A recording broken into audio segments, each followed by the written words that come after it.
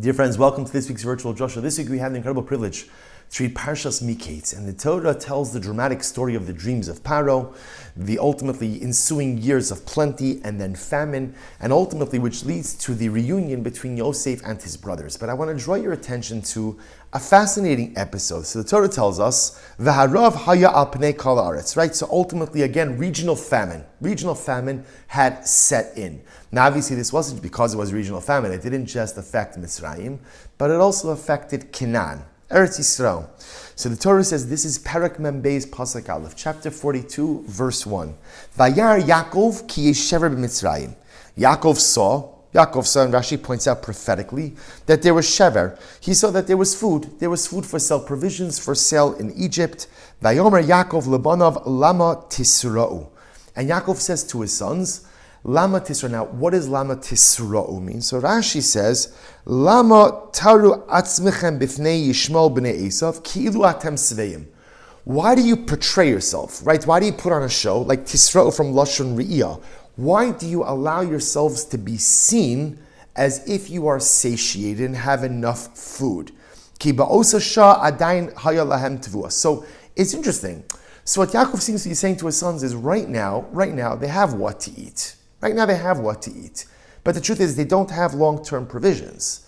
So Yaakov seems to be saying to his sons, because he could have just said, guys, sons, children, go down to Egypt. Ultimately, again, our supplies are going to be depleted. Go down to Egypt and buy grain. But he says something interesting. He says, why do you make yourself appear as if you have enough to sustain yourselves when in fact we don't? In other words, Yaakov's not saying, guys, there's a famine, let's replenish the supplies. He's talking to his sons. I noticed something about the way you're behaving and the way you're projecting an image, right, in front of the children of Ishmael, in front of the children of Esav. You're projecting an image as if you have enough food to be able to weather this storm, to sustain you through the ongoing famine. But although we have enough food to eat now, we don't have enough for the long term. So go down and buy food in Egypt. So ask the Lubavitcher Rebbe, V'tzarech lahavin, Madua b'nei Yisrael haru atzmam sveim me'ever lama shaya b'yadam. This is an obvious question. Obviously, if Yaakov is saying this, it means that he senses that his children, the Shvatim, are making themselves appear in the eyes of others as if they have enough food, as if they have enough provisions, and they don't have to worry about the famine. So I ask the Lubavitcher Rebbe, Shvatim, sons of Yaakov, why are you doing that? But in other words, it's regional famine. Everyone's suffering in the same way. Well, should everyone say everyone is dealing with the reality of it. It's impacting different families in different ways. But why are you making yourself look as if you're totally self-sufficient and you don't need anything? And the Rebbe says something absolutely beautiful. I want to quote you from the Kutei Sichas. The Rebbe says, "Ela mikan, ela shemikan nikar goldel bitchonan b'Hashem shel b'nei Yaakov." From here you see the incredible bitachon, the incredible faith and sense of security that the children of Yaakov Avinu, that the Shvatim, that the tribes had in HaKadosh Baruch Hu. Shebatchu bevadaos shelo ya'azov es avihem Yaakov gam bimei harav. Af shatvua shebiyadam hispika rak ba'os hashah. Mikol makom lo haya lehem safek shegam ba'asid yidag HaKadosh Baruch Hu leparnasim ba'ofen nisi. They had such bitachon, they had such belief that they knew that HaKadosh Baruch Hu was going to take care of them. So therefore, again, when you looked at the children of Yaakov, they weren't worried. They weren't worried. They simply were not worried. They had absolute faith that everything was going to work out just fine. Umitzad golda bitchonam haru atzmam kiluim sveim barav tivuaso. And therefore, when you looked at them, they projected an image of confidence. They projected an image of confidence. HaKadosh Baruch Hu is not going to forsake us. HaKadosh Baruch Hu is not going to leave us alone. The Ribono Shel Olam is not going to leave our side. And they almost like emoted this sense of confidence to the point that Yaakov says, guys, why are you so confident? It's incredible. Yaakov, he didn't at first chap what it was. Maybe they're out of touch with reality. Maybe they're not fully cognizant of the severity of the regional famine. Maybe they're not really in touch with what it is that's actually going on. And the Rebbe says, no, that's not it. They had such a sense of bitachon, such a sense of security, such a sense of faith and reliance in HaKadosh Baruch Hu, that they knew that the Ribono Shel Olam was going to take care of them. And the Rebbe says, when you have that level of bitachon, when you have that level of faith, it gives you a certain level of inner quietude, and that inner quietude manifests itself in an external sense of confidence. You're confident about the future, even if you don't know what it's going to be. You're confident about life, even if you don't know how it's going to unfold. You're confident about your personal circumstances because, hey, HaKadosh Baruch Hu is right by your side. David HaMelech expresses a similar concept. David HaMelech says in Tehillim, Va'ani b'chastecho batachti. David HaMelech says, Baruch Hu, I have complete bitachon in your chesed. I have complete bitachon, Ribono Shel Olam, that you are going to come through for me, that I am going to experience your kindness, that I'm going to experience your love. Yogel libi bishuasecha. And literally, again, my heart rejoices in your salvation. And the Svarim bring down something amazing. They explain that, listen to what David HaMelech is saying. V'ani b'chastecha batachti means I have faith you're going to come through for me. But remember again, that's future, right? V'ani b'chastecha batachti. HaKadosh Baruch Hu, I'm in a difficult situation, but I have bitachon. I have complete faith that your chesed is going to materialize. Yogel libi bishuasecha means, and I am able to rejoice now. I'm able to rejoice now with the knowledge that everything is going to be okay in the future.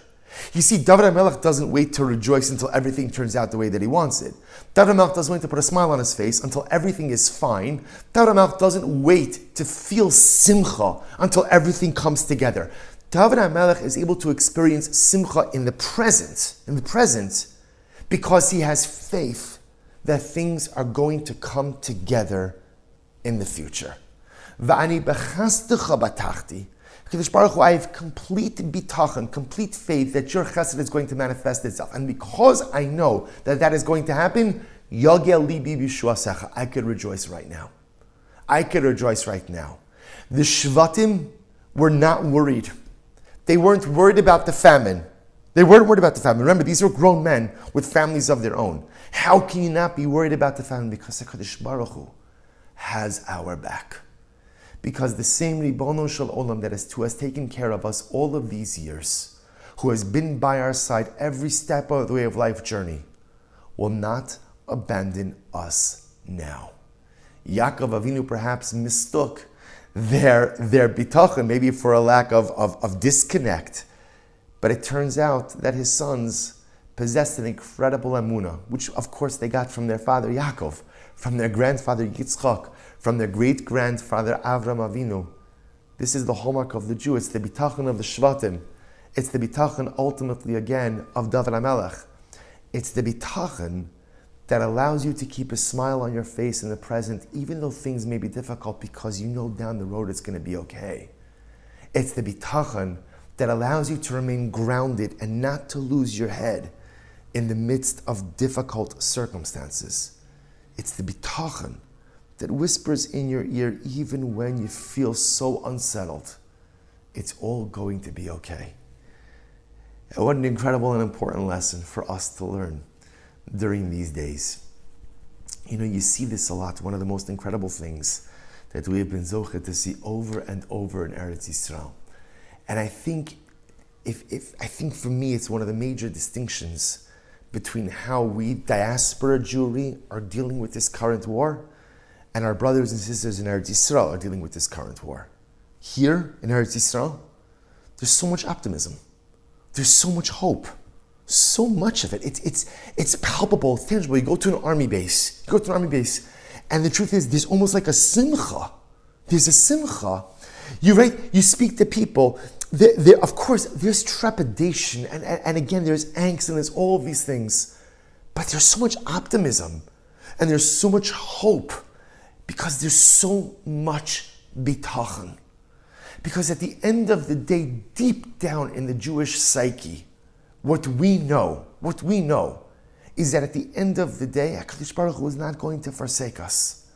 And even though internally our heart is still torn into a million pieces, because we can't stop thinking about our brothers and sisters who are currently still held hostage, in the hands of an unspeakable enemy, unspeakable brutality. And even though, again, we know that our precious soldiers are constantly in harm's way, so there's an inner anxiety, there's an inner angst, and all of the bereaved families, and all of those precious neshamas who are taken from us, who are murdered al Kiddush Hashem on Simchas Torah, and all of the brave soldiers who have fallen, and for the sake of Klal Yisrael and Medinas Yisrael, of course, inside the heart is torn into a million pieces. But there's a bitachon. Kadosh Baruch Hu is not going to abandon us. Kadosh Baruch Hu is not going to leave us on the side. Kadosh Baruch Hu is not going to let go of our hand. He's not going to stop holding on to us. He's been by our side for thousands of years, since the beginning of our story with Avram Avinu. Since the beginning of our story with Adam Arishon. Before the Bereshis Bara Elokim Hashem V'Saretz, He's been guiding our lives and guiding our destiny from the beginning. He's not going to stop now. He's been with us every step of the way. And He's not going to leave us now. The Shvatim understood this. And therefore, even in the midst of famine, they emoted a confidence. We've got a Kadosh Baruch Hu, and it's going to be okay. David HaMelech understood this. I believe that you have my back, HaKadosh Baruch Hu. I believe in your chesed. And that allows me to smile and be confident now, even in the midst of difficult and trying times. And dear friends, this is our avodah as well. These are our ancestors. The Shvatim, David HaMelech, the Avos and the Imos, each of them modeling this concept in their own way. May we, their children, be Zochem Yirtzeh Hashem, to internalize this lesson as well. To live life with the knowledge that HaKadosh Baruch Hu is always by our side. He has never left us, even in times of difficulty, misery, and pain. And He will never leave us. And may that knowledge, Yirtzeh Hashem, allow us to rejoice in the present, even when there's difficulty and even when there's challenge. And may the knowledge and the feeling of His arms wrapped around us allow us to feel a sense of hope and optimism in the days, in the weeks, in the months, in the years ahead. We should be Zochem Yirtzeh Hashem to a beautiful Erev Shabbos, to an uplifting, magnificent, bitachon-filled Shabbos, and Besoros Tovos for all of Klal Yisrael.